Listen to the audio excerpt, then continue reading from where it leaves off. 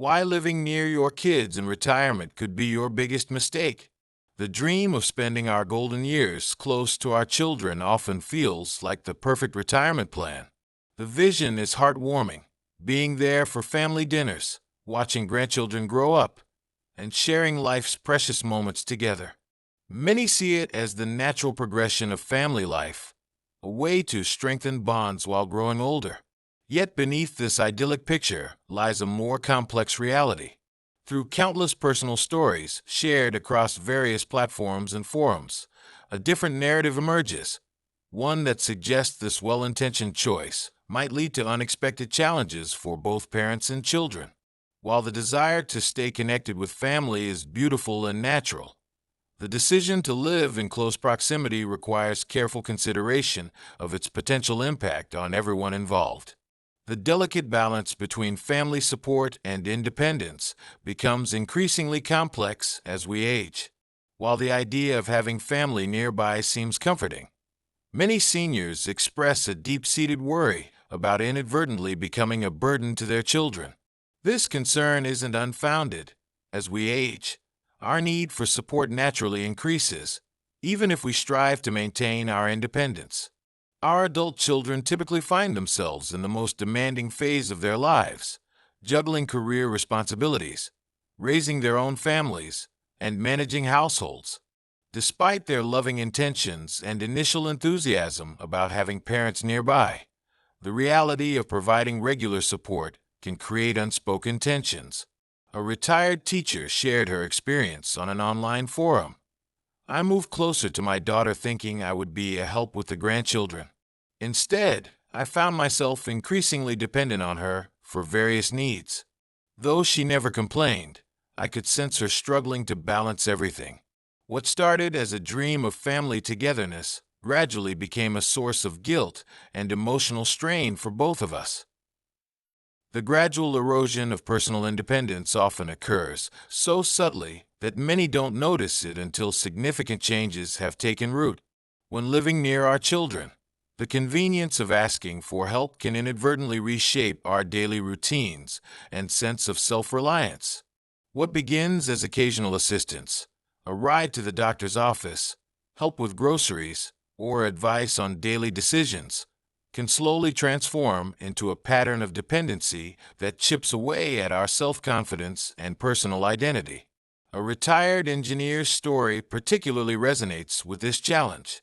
After moving next door to his son's family, he found himself increasingly reliant on their support. What started as convenient help with occasional errands evolved into a daily dependence. He reflected. Within a year, I realized I had stopped planning my own activities, making independent decisions, or even maintaining my own social circle. The safety net of having family nearby had become a comfortable cage that limited my personal growth and independence. Maintaining physical distance, paradoxically, often helps preserve our capacity for independent living. When we're not immediately adjacent to our children, we're naturally motivated to solve problems on our own, maintain our physical and mental agility, and cultivate a rich, self-reliant lifestyle. This independence not only adds vitality to our years, but also helps us maintain our distinct identity beyond our role as parents. Physical proximity, while intended to strengthen family bonds, can paradoxically create unexpected tensions in parent-child relationships. The challenge lies in navigating the delicate balance between closeness and personal space, particularly when long-established family dynamics come into play. Many seniors discover that living near their adult children can inadvertently resurrect old patterns of interaction, creating a complex web of expectations and unspoken frustrations. A particularly poignant example comes from Margaret, who shared her experience of living in the same neighborhood as her son. I moved here with dreams of weekly family dinners and spontaneous visits, she explained. Instead, I found myself slipping back into my old role as a mother giving unsolicited advice. Despite my best intentions, I couldn't help noticing and commenting on aspects of their lives that really weren't my business. What I saw as caring guidance, my son interpreted as interference. The more I tried to be involved, the more I felt him pulling away. The beauty of maintaining some physical distance is that it naturally structures our interactions, making them more intentional and meaningful. When visits require planning, both parties tend to be more present and appreciative of the time spent together. This deliberate spacing allows adult children to maintain their autonomy while preserving the warmth and respect essential to a healthy parent-child relationship in later years. The unexpected paradox of moving closer to family is that it can sometimes lead to deeper feelings of social isolation. While the move itself often stems from a desire for greater connection, it can inadvertently result in a narrowing of our social world. The assumption that family proximity will automatically translate into regular meaningful interaction often collides with the reality of modern family life's busy pace. This reality became clear through Sarah's experience, which resonates with many who have made similar choices. After retiring from her teaching career of 30 years, she sold her home and moved across the country to be near her son's family. I had this wonderful vision of being woven into the fabric of their daily lives, she shared. But the reality was quite different. I left behind decades of friendships, my book club, my volunteer work, my entire social network, only to find that my son's family's schedule left little room for regular interaction. Between their careers, the children's activities, and their own social commitments, the quality time I hoped for often amounted to brief weekend visits. Building an independent social life becomes crucial when living alone, regardless of proximity to family. Those who maintain geographical distance from their children often find themselves more motivated to create diverse social connections. They join community groups, pursue new interests, and form friendships with peers who share similar life experiences. This broader social network not only enriches their daily lives, but also takes the pressure off family relationships to fulfill all their social and emotional needs. The emotional complexity of living near family often manifests in an intricate web of guilt and obligation that affects both generations. This dynamic creates a subtle but persistent undercurrent of stress that can wear down even the strongest family bonds. Parents find themselves hesitating to ask for help, worried about imposing on their children's busy lives, while children grapple with the competing demands of their own families, careers, and caring for aging parents. Linda's story illuminates this common struggle. As a successful professional with 2 teenage children, she initially welcomed her parents' decision to move nearby. However, the reality proved more challenging than anticipated. The proximity created an unspoken expectation of availability, she explained. When I needed to work late or attend my children's events, I felt torn. Every declined request for help or missed visit added to my growing pile of guilt. Meanwhile, my parents tried to minimize their needs, which only made me feel worse. We found ourselves caught in an emotional tug-of-war where neither side felt able to express their true feelings or needs. When families maintain some geographical distance, these feelings of guilt and obligation often diminish naturally. The physical separation creates clearer boundaries and expectations, allowing both generations to plan their interactions thoughtfully.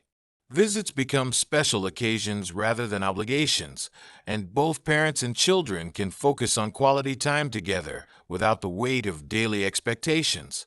This arrangement often leads to more authentic relationships, where help is given freely rather than out of duty. Retirement years offer a unique opportunity for personal growth and new adventures, yet the comfort of familiar family connections can sometimes overshadow these possibilities. Living in close proximity to our children, while providing a sense of security, might inadvertently limit our horizons and prevent us from embracing new life experiences that could enrich our later years. James's journey provides an inspiring perspective on choosing a different path. After retiring from his career in finance, he faced the expected choice of moving closer to his children. Instead, he made the bold decision to relocate to a coastal town he'd always admired. My children were initially concerned, he reflected. They worried about me being too far away and missing family moments. But this move has opened up an entirely new chapter in my life. I've taken up photography, joined a hiking club, and found a vibrant community of retirees who share my passion for lifelong learning. The distance hasn't diminished our family bonds. If anything, it's enriched our relationships because I have more experiences and stories to share when we do meet. This story illustrates how maintaining geographic independence can actually enhance our retirement years. When we choose locations based on our personal interests and aspirations rather than just family proximity, we create opportunities for continued growth and self-discovery. These new experiences not only add richness to our own lives, but also bring fresh energy and perspectives to our family relationships. Our children get to see us thriving and pursuing our passions, setting an inspiring example of active aging. The readiness of adult children to support aging parents is a delicate subject that often goes unaddressed in family discussions about living arrangements. While adult children usually have the best intentions and genuine desire to help their parents, the reality of providing regular support can prove more challenging than anticipated.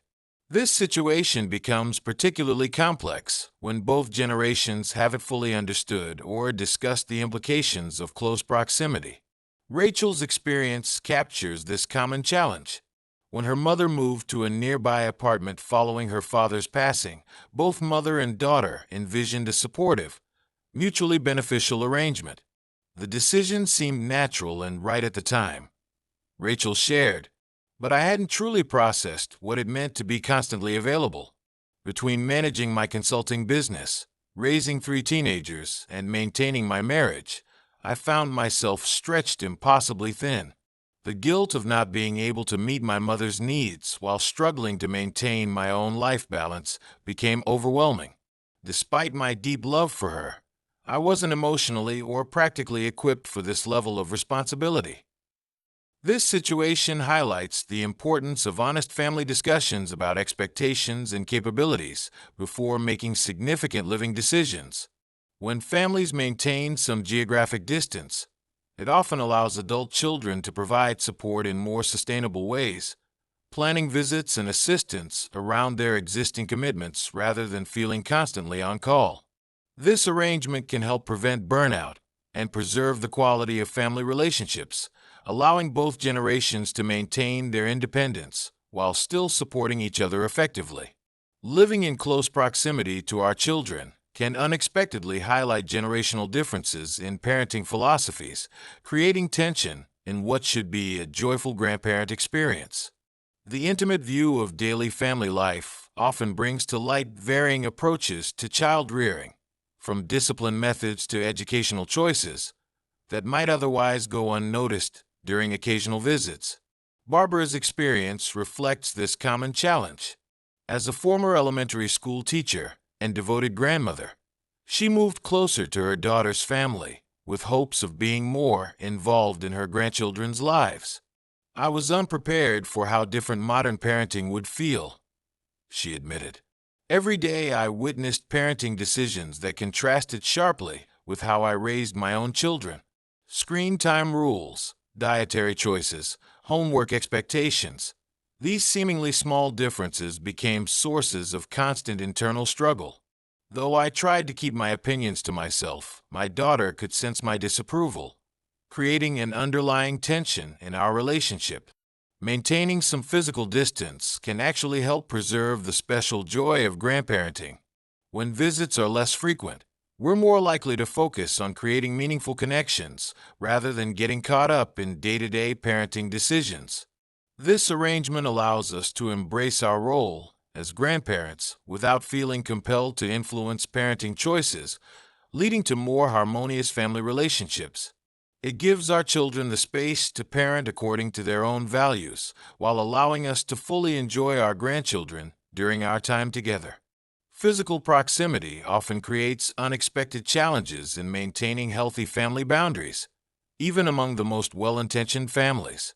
When we live very close to our adult children, the line between supportive presence and over-involvement can become remarkably thin.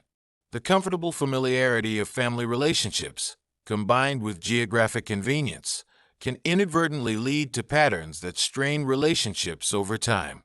This delicate balance is illustrated through Catherine's relationship with her mother. The first few months after Mom moved to our neighborhood seemed perfect, she shared, but gradually the boundaries began to blur. What started as occasional drop-ins evolved into daily unexpected visits. While I cherished her company, I found myself increasingly anxious about maintaining my family's private space and routine. The constant availability created an unspoken expectation of regular interaction that became difficult to manage alongside work and family commitments.